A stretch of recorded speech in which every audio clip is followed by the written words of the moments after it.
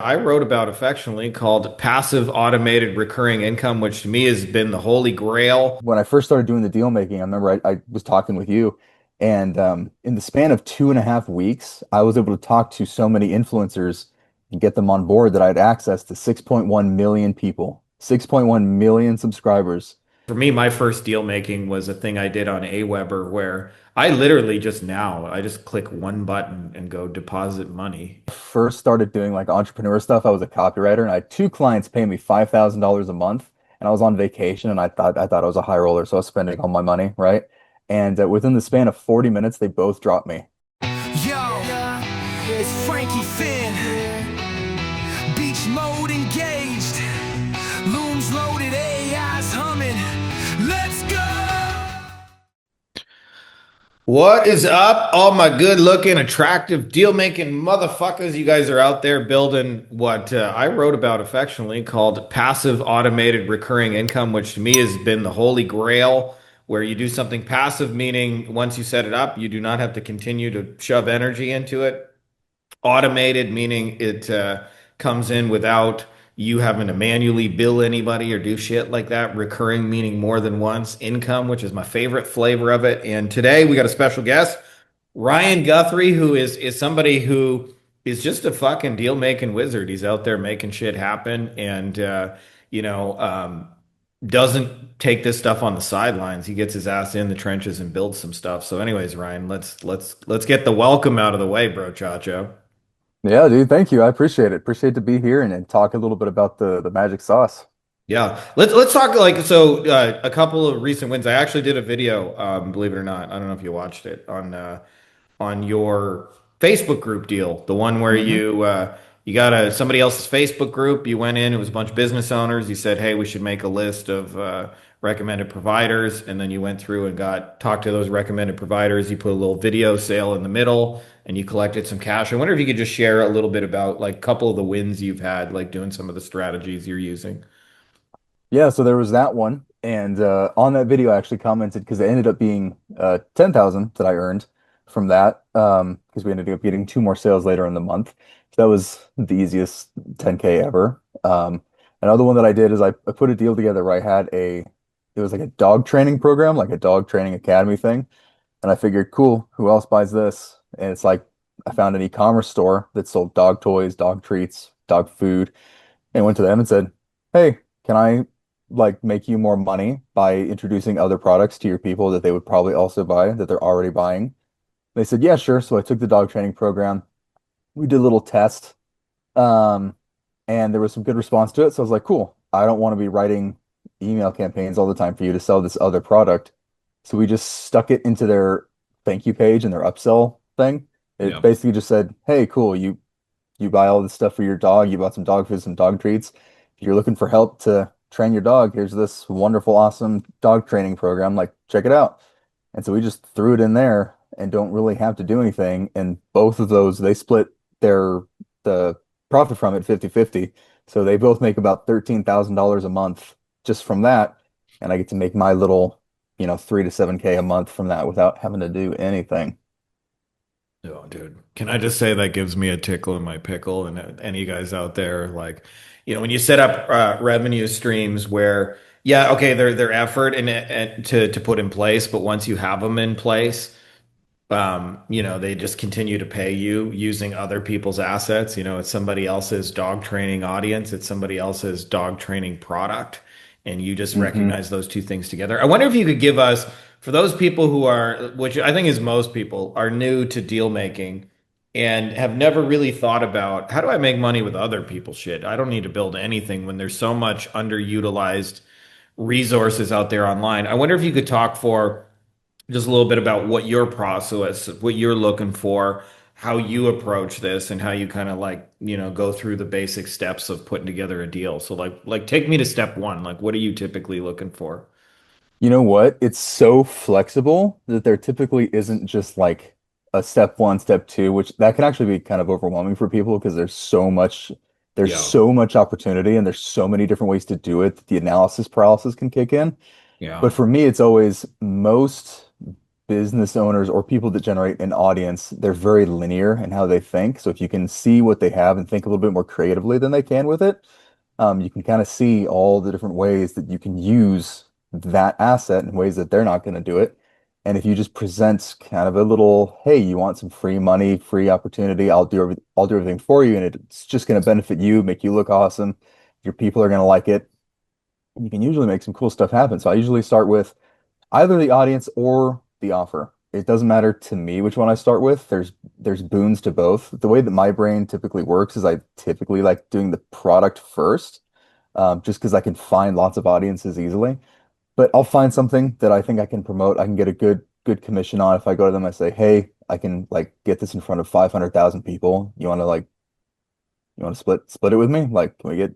I usually I'll ask for 50% just because I like doing a lot of info products and stuff like that, because their margins are really high. But I'll ask them like, hey, can I get a 50% split? And I'll put this in front of a ton of people, and then I'll just go find tons of audiences that those people in those audiences will want that product.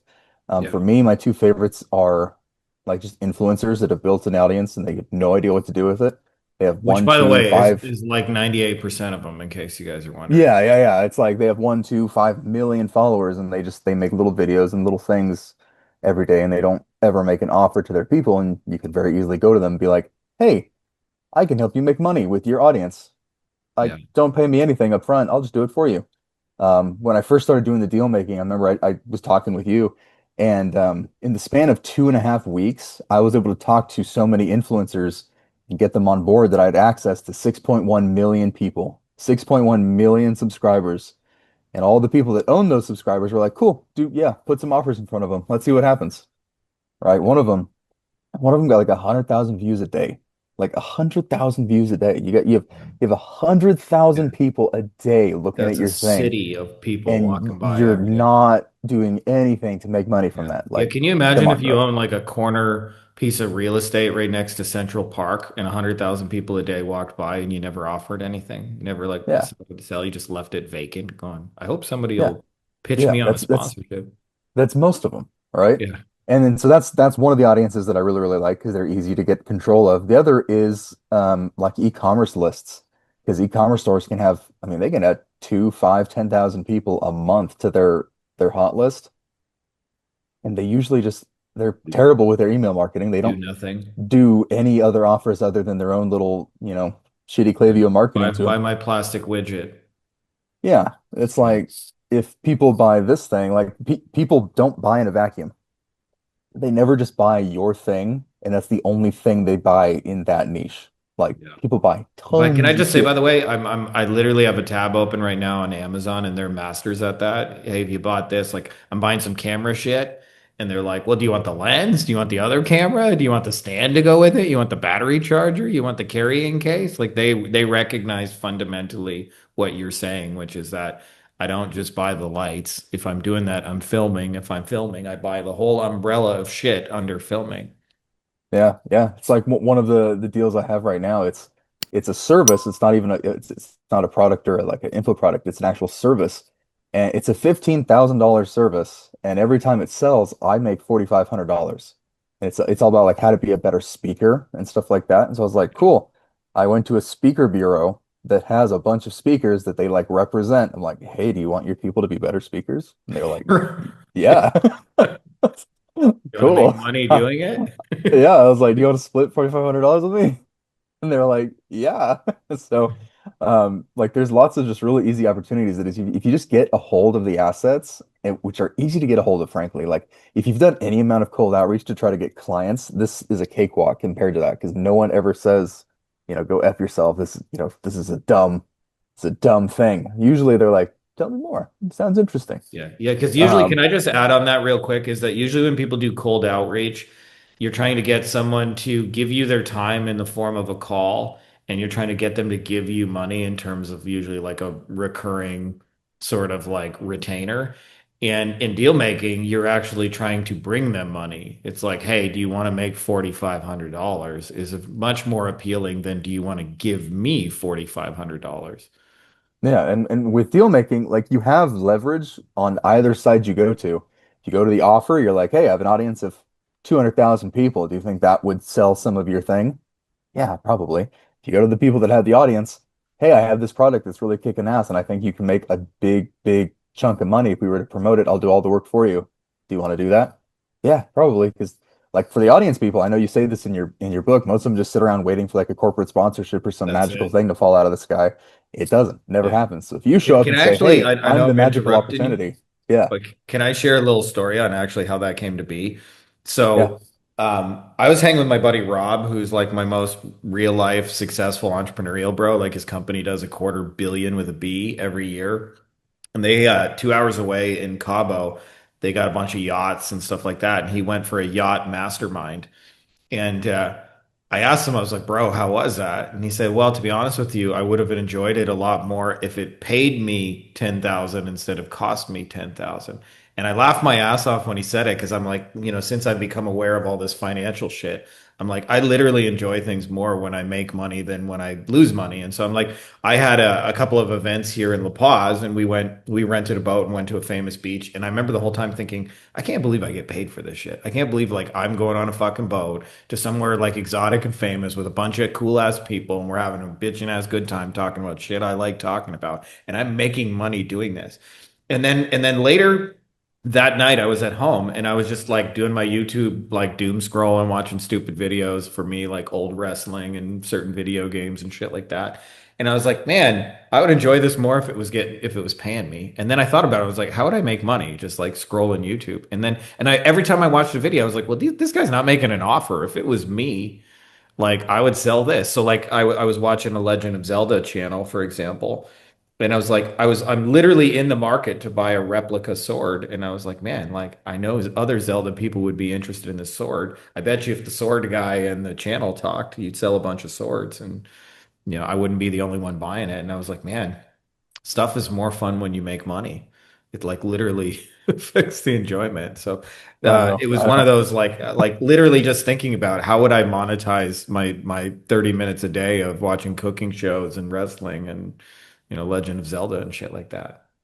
I know, and these people they make content every single day. Like that's a lot of work, dude. Like I don't Yeah. do any of that stuff. You do content stuff. You know that it's a It's a lot of mountain of work, and work. they never And make an offer for it yeah. in it. And it's wild to me because like 99% of the work is building and engaging and nurturing the audience, and 1% of the work is, hey, if you watch this video, you might also like this other thing.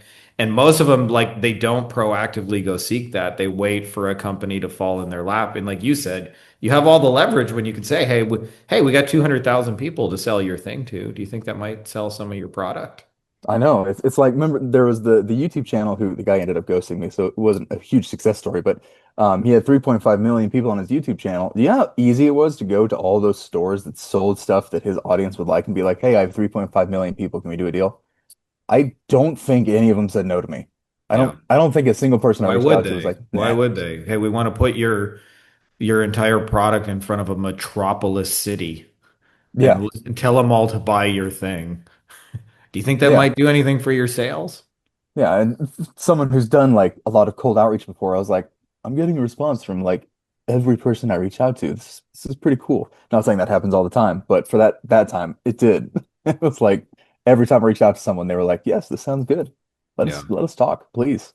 Yeah. I'm trying to give you money or massive amounts of exposure generally gets the door open. And part of it I've realized with deal making is on both sides of it is a give. And actually, I don't know if I mentioned this to you, Ryan, but I actually this whole business model got like super validated for me in a way I never really thought of. Where I was at an event, and the headline speaker was Kevin Harrington from Shark Tank, and I was like one of the VIPs. So we got to, they were like I don't know, like 50 of us, but we were in a room and we all got like a couple minutes to chat with Kevin Harrington, and he told me that well, he told all of us, like not just me specifically, but he was talking about how he put together his first deal.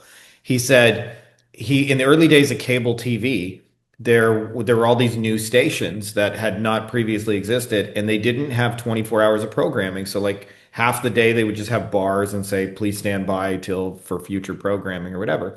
And so he called the stations up, didn't know anybody. This is cold outreach, if you will, and said, I got a way for you guys to monetize your channel when it's down. So like you'll make money instead of it just sitting there with, the bars. and they were willing, like, come to HQ, like we want to talk. And then he said he had been doing the conferences to look for products and things like that. And he said one of the guys was the Ginsu knife guy, which for you guys who are kids and don't remember, Ginsu knife was like a famous infomercial, and they would do these exotic demonstrations where he'd cut a shoe in half and then he'd cut a Coke can and they'd sell a bunch of knives. Well, the Ginsu knife guy was doing that in person over and over and over, where he would get like 10, 15 people, he'd do the demonstrations, he'd sell 5 sets of knives. Then 10, 15 more people would come, he'd do the demonstrations, sell 5 sets of knives. And he would do this same presentation over and over and over and over. He'd been doing it for 10 years. And Kevin was like, man, if we just digitize that, I bet you we could sell it on TV and I can get you on TV. And the guy was like, where do I sign up? And the magic of it is Kevin Harrington made millions and millions and millions of dollars off of Ginsu knives. It wasn't his TV station. It wasn't his Ginsu knives. He just got a commission every time by putting those two resources together. And I was like, man, like that's what I'm doing digitally with deal making is like I find people with audiences and I find people with products and I stick them together. And, in the middle of Yeah, and that it's is, so much easier with digital stuff. Like so much easier. yeah, That's yeah, that's how Jay Abraham also that was his whole thing too, doing the deal making stuff. I was reading one of his books the other day, and he did this. He did it with newsletters when like financial newsletters first started coming out, and he was just like, "Can I put related products in your newsletter?" And they all said yes. And he was earning himself like $500,000 a month back in like the 70s. I don't know what that converts to, but it's yeah, a juicy number. yeah. And he started with the big audiences. I know in some of he did some stuff like that with gold and stuff like that too, where he'd Yeah, and find icy find the, hot, and yeah, yeah, yeah. gold dealers and stuff like that. And it's the same principles. It's like there's an audience of people that are usually either selling nothing in the digital age or they're selling one thing that they're very myopic about. So you mentioned e-commerce stores. They're selling lots of their thing, but they're very myopic, thinking their business is just this one thing. And as you mentioned, often, if somebody buys food from you, as you mentioned, there's probably 10 other things they're buying for their dog that are related to that you don't offer, that if you were simply willing to find reputable things that went with it. I'll tell you, for me as an audience owner, I'm not that I'm the perfect at it, but man, like I know my audience uses software and tools to go execute a lot of the concepts. So like you better believe Homeboy's getting some software commissions along the way. I don't have to make the tools. I don't have to like, do all those things. And it's like there's tons of other people who have audiences that you could that was actually one of our first deals, was actually some real estate guy where we reached out to him. He had a big following, said, you're telling people to do this. Did you know there's software and tools that help them find the deals a whole bunch faster? And I can go negotiate a special deal and get you a paycheck from them. Mhm. Can we start recommending the software below your videos that helps people execute the very thing you're talking about? And they're like, hell yeah. Yeah. One of the things I used to negotiate with like an audience owner or distribution or whatever you want to call it is I'll tell them like your people don't buy just your thing. They buy lots of things. And I tell them all things being equal, I'm sure they would much rather get a recommendation or an endorsement from you than try to go find a solution on their own. Yeah. Yeah. It's actually a Yeah. value add. That's what most people don't Yeah. realize. It's like you can serve your people further if you give them good recommendations.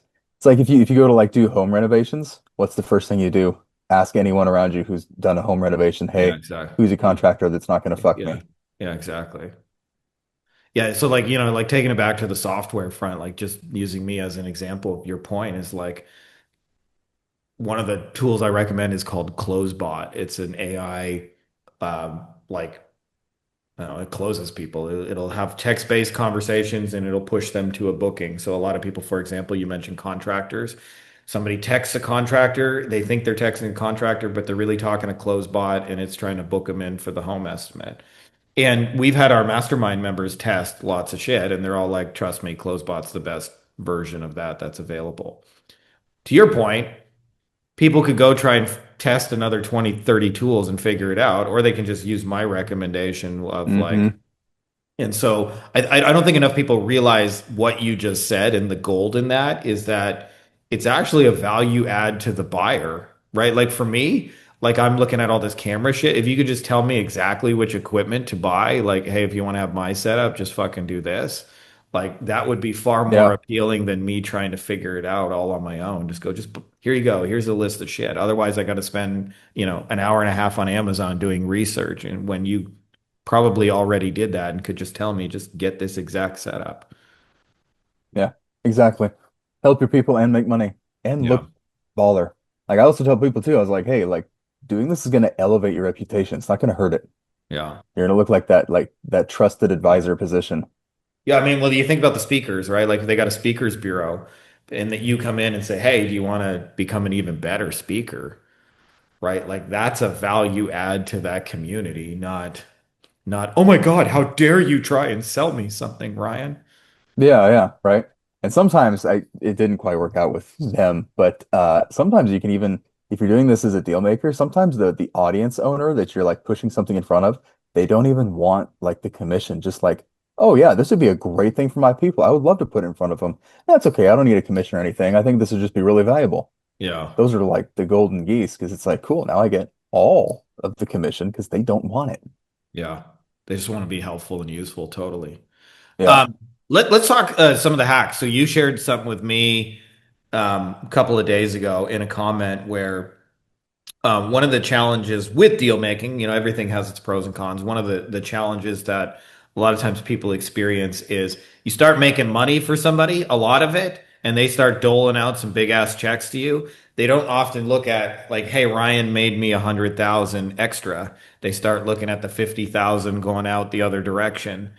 And you found what I believe is like one of the ultimate hacks to that is just how you frame what you do to them. So I wonder if you could talk about a little bit about your affiliate manager sort of approach. Yeah, yeah. So it's literally just how you position yourself. Because I was running into kind of two issues. One is I was having to make payments to people, and that just was kind of a hassle. And I'm lazy. No, I'm efficient. We'll say that. I didn't want to just be making payments to people all the time. The second is I had a couple of conversations with people where I was like, oh, I have this product and everything, and they were like, are you just an affiliate for it? And I was like, well, yeah, but yeah. And they're like, well, then why wouldn't I just go do it myself, be an affiliate myself? And I was like, well, it's a hassle. They have a whole process you got to go through and yada, yada, yada. But I was like, okay, how can I avoid these conversations and this issue and just make this even easier, even though deal making, like, even with all of the problems it has, is easier than like working with clients or doing any of that kind of stuff. So I was like, cool, what if I just present myself as an affiliate manager to these offers that I'm wanting to represent? I was like, hey, I'll show up. You don't have to pay me anything up front. I'll just take a second tier commission from the affiliates that I sign up. But I want to take your program and I want to go put it in front of huge audiences, giant customer lists, and build these relationships for you. And it's just going to look like free money for you, right? You're just going to start seeing more checks show up and more people showing up in your program. Does that sound Yeah. cool? Most people are like, yeah, that sounds cool. And then so then I go and I sign people up as just an affiliate under me, right? And they get their big commission.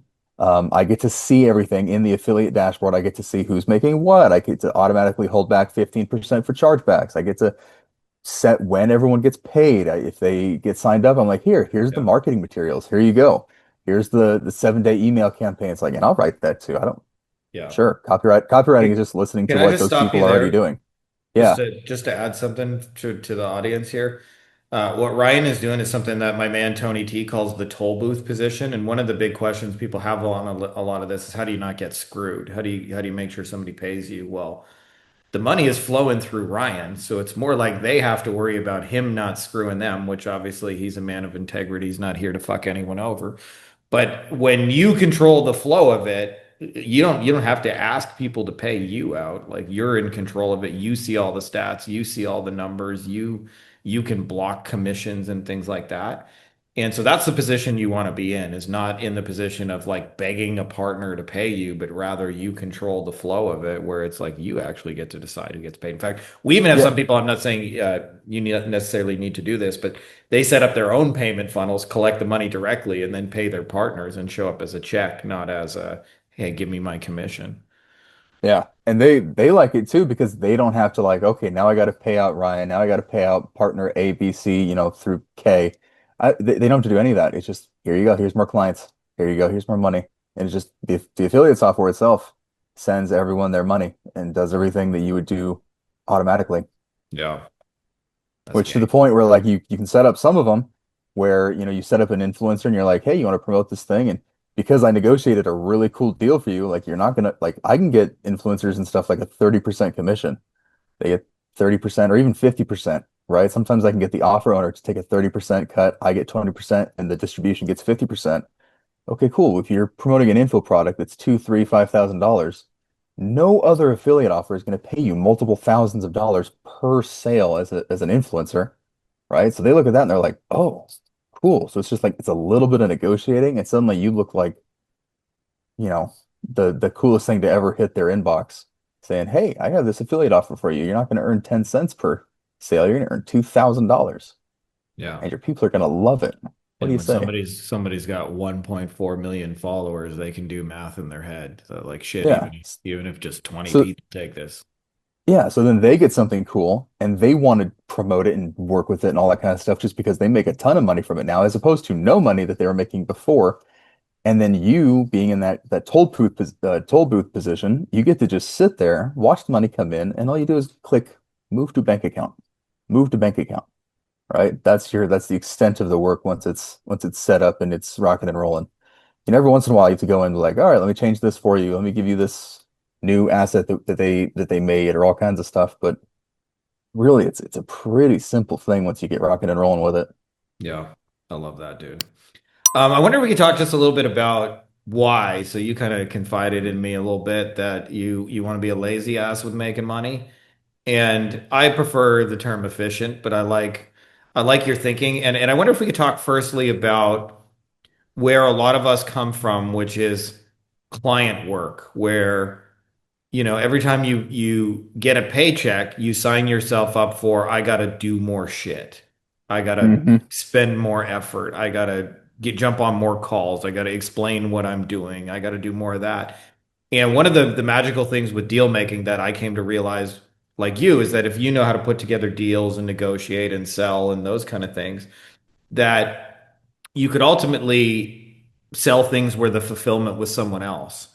And so that after you put the deal together, like you mentioned the speakers thing or whatever, I know you said that one didn't work out, but like just as an example, you're not training speakers how to become better speakers. They are, right? So like there is Hmm. fulfillment, but it's not you doing it. And so you having, brokered the sale have fulfilled your duties in that part and now it is passed to someone else.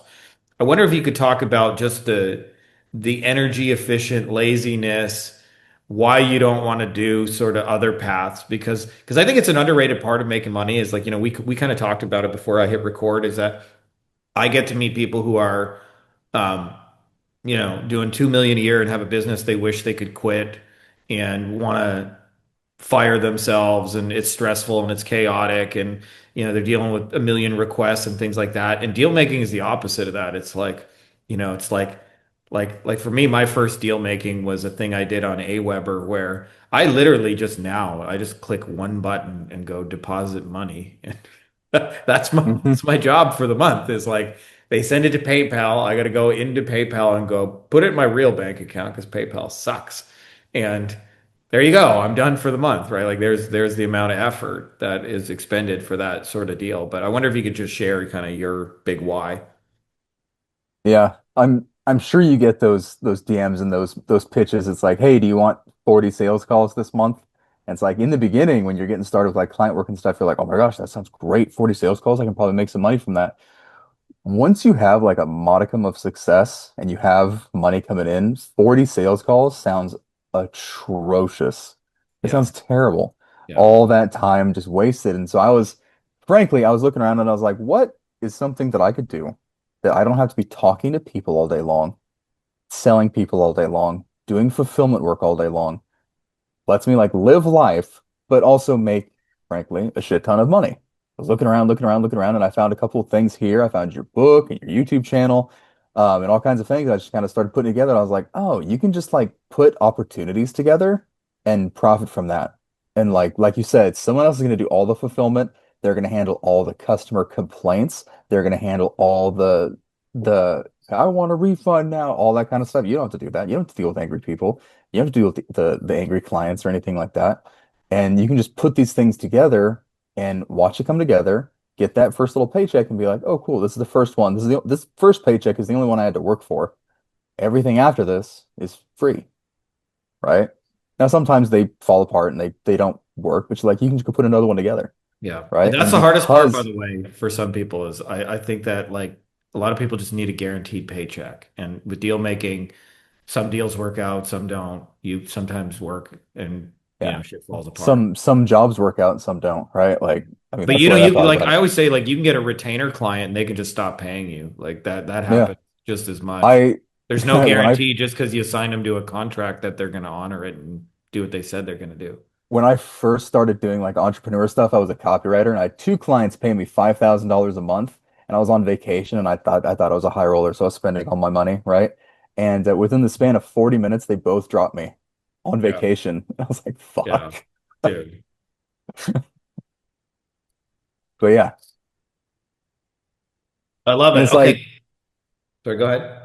yeah, I was just gonna say, it's like, yeah, if you do like five of them, you put five of them together, three or four of them might shit the bed. That's fine because the one or two are gonna like continually pay you like month after month after month after month. And it's like you can, and because it's so like effort adverse, like you don't have to put a huge amount of effort into each one. You can just stack these deals like on top of each other. Like you That's can the just keep magic. doing more and more and more and more and more Yeah. to the point where you're like, cool, I don't have to do anything if I don't want to, and I'll make more money than most people would ever think is possible. Yeah. Yeah. When you think about Kevin Harrington as like the epitome of this model, he ended up putting together like 300 of those deals and he's worth like hundreds and hundreds and hundreds of millions of dollars. Hmm. Kevin don't sell knives. Kevin don't answer customer fulfillment requests. Kevin doesn't have to produce a TV show. He just gets a royalty every time one of those babies is sold. And like that's the magic of this. Like you said, some deals will fall apart, but I always think like client deals can fall apart. Somebody can agree, like you said, to pay you 5K a month and then just drop you and like And then drop you, or you can get fired from a job, or it's like yeah, nothing is actually like yeah, 100% secure. It's like, sure, you might put in some effort and it might not go anywhere, but it's like, I don't know, man. In my mind, that's a kind of a small price to pay for like the upside that's there. yeah. Like the You know what I risk look at seems it pretty like small. too? Is like I always look at sales as like a process. And so on one end, you have the audience owner and the distribution. And if it was a football field, they've already taken the ball 98, 99 yards up the field by showing up for years and years and years and years, making video after video after video, engaging their audience, responding to comments, hearing what people say, doing research, and just producing. And they stop 1 to 2 yards short because they don't make a fucking offer.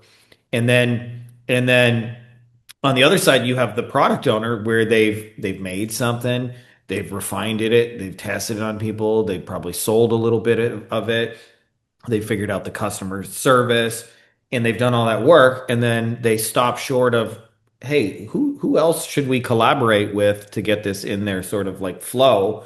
And so on both ends you have people who are like have run the ball 98 yards up the field, and yet just like fantasy football, the last you get all the points for the last 2 yards. Man, it used to drive me crazy when I played fantasy football and you didn't know whether to start the running back who took the ball all the way up the field or the guy who'd get 6 points bringing it a yard and a half. And just like with this stuff is like you make the most amount of money bringing it a yard and a half, but it's actually easier because you're not you're not starting at zero. Like you when you mentioned that deal where you put together with a guy with a Facebook group and you made 10K like putting together recommended resources. That person did the work for probably 5 years building that group and community and engaging with people and Yeah, answering but questions they and don't even deleting see it that way. spam. They just see it as a hassle. They're like, oh, Yeah, I just put all this work into this thing and it never like it doesn't make me any money. But it's like it can. it can exactly. Have you It tried can. offering something? I'll prove it to you. Yeah, totally. Love it, dude. For peeps who are interested in following you, finding out more, even potentially doing some deals with you or whatever, like what's the best way to find you? Yeah, you can find me at theryanguthrie.com. Um, I'm on LinkedIn a little bit. I'm kind of like a digital hermit. I'm really not on social media a whole lot. It's like even when I reach out to like the deals I want to do, a lot of times I use like direct mail pieces, which was actually inspired by you when I bought something of you and I got like a card in the mail and I was like, oh, and it just stayed on my desk. And I was like, oh. So a lot of the outreach I do, I actually use direct mail, like Yeah. handwritten and stuff. Yeah. I have like a whole process I use for that, but I'm not really on like online a whole lot. But if you wanted to connect with me, LinkedIn, Instagram is the official Ryan Guthrie. Facebook is just the Ryan Guthrie, and then the website I'm is just gonna the spell your last name ryanguthrie.com. real quick. Guthrie for those of you guys. That is the one. The last job I ever had, they misspelled my last name. So I went to the bank to cash my check, and she was like, "Mr. Girthy, is there a Mr. Girthy here?" And I was like, "That's fucking bold of you." I was like, "Yeah, I think My that's me." And she's, reputation is finally preceding me. "Yeah, yeah." And I was like, "Can I? Yeah, I think you're talking about me." And she's like, "Oh, I'm sorry. This is what it is on your check." And I was like, "I'll be damned. They put Mr. Girthy on my check." Well, sometimes they get it right, and definitely the universe has a sense of humor. Yeah, yeah. Well, we appreciate you coming on here and doing this, bro. I think we might have to do a part two of these when we give you a little time to slap some deals together. But I love what you're doing, Oh, and yeah. this is just straight up gangster. And the direct mail tip is awesome, by the way. Yeah. No, it's cool because I actually still have it. I was like, I got this one from you. Oh, Yeah, is it going to show? Yep, I got that one, and I was like, oh, that could be a good idea. So it's like when I want to reach out to someone who's like hard to get a hold of, I put a card in the mail with them for them, and it has like the handwritten part, and then I put a QR code at the top, and the QR code goes to an unlisted YouTube video of me talking directly to them. Like, yeah. hey, this is exactly what I want to do for you. This is how it's a big win for you. This is who I am. This is what I want to do. Yada yada yada. Half the battle's just getting their Phenomenal attention. response rate. Yeah. Yeah. Yeah, you know why I do I'm one of the few guys who still does direct mail, and it's like there's only it's only two kinds of mail 99% of people get, which is either a bill, you owe us money, motherfucker, or junk mail, flyers and shit like that. So when you actually Yeah. get something that's like directly personalized to you, it always stands out. You're like, holy shit. And Yeah. by the way, you're giving me credit, but I'm going to give credit to Dan Kennedy on that, who's convinced me like, hey, direct mail is very much alive and well, and it actually works even better because nobody does it. And I was like, Yeah. that's very true. Even if someone's like, hey, like I not really interested in the deal, but I'm stealing this card idea that you did because this worked. I was like, okay, All right, dude, we appreciate you. I'm going to hit end recording. We can shoot the shit, you and I, if you got a minute. sweet, always.